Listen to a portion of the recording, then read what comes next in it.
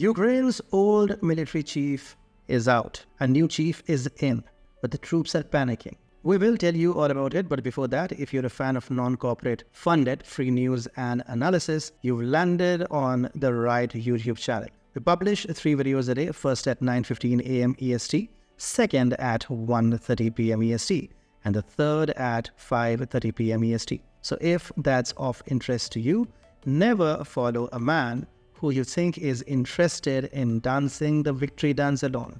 Okay, let's begin.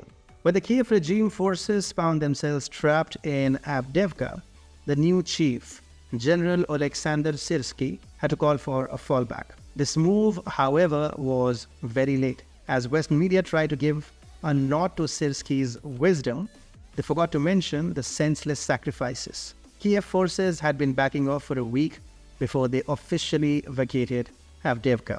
Syrsky had a choice to lose just the base. He chose to lose both men and the base.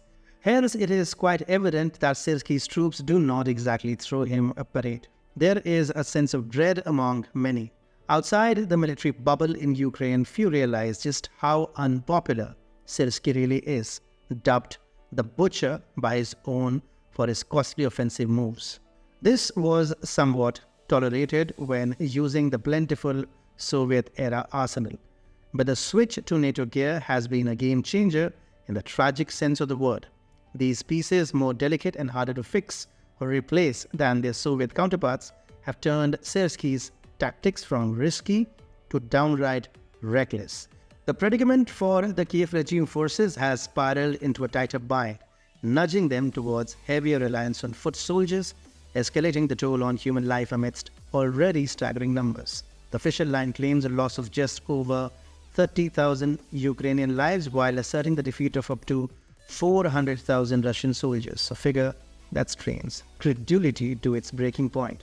Reality tells us that the grim reaper in this conflict is most often found in the guise of artillery, drones, and long-distance strikes, areas where Russia reportedly holds a formidable edge. Engaging in a bit of arithmetic gymnastics to invert the Kiev regime's loss figures might just reveal the harrowing scale of their casualties, hinting at a level of devastation rarely seen in contemporary conflicts.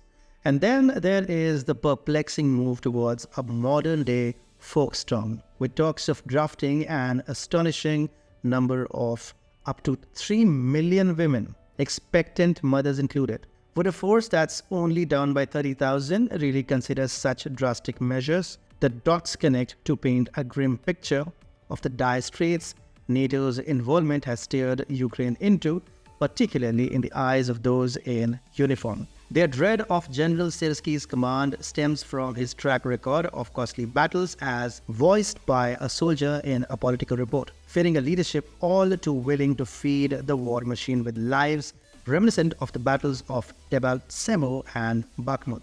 This stark image casts a long shadow over Syrsky's leadership, mirroring the soldiers' fears of a future under his command. The colossal losses in battles under Syrsky's command have only added to his infamous reputation. Even in the hypothetical scenario of a victory, the staggering casualties seem indefensible. His defeats further sour the sentiment among the ranks, plunging troop morale even lower. This contrasts sharply with the perceived prudence of Zaluzhny, believed by many to have a more measured approach given the technological and resource constraints faced by Ukrainian forces.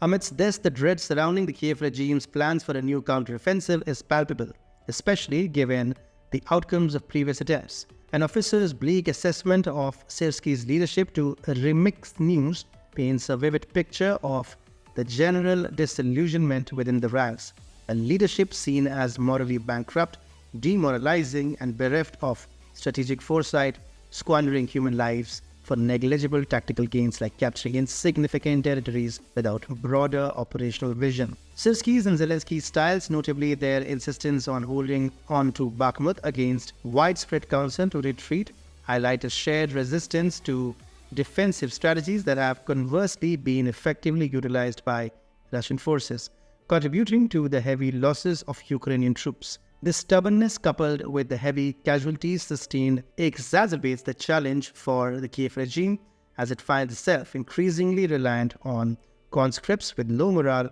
to replace its dwindling pool of dedicated and seasoned soldiers. As Ukraine is losing one stronghold after another, there are plans to airlift Zelensky. Watch this video to know all about it.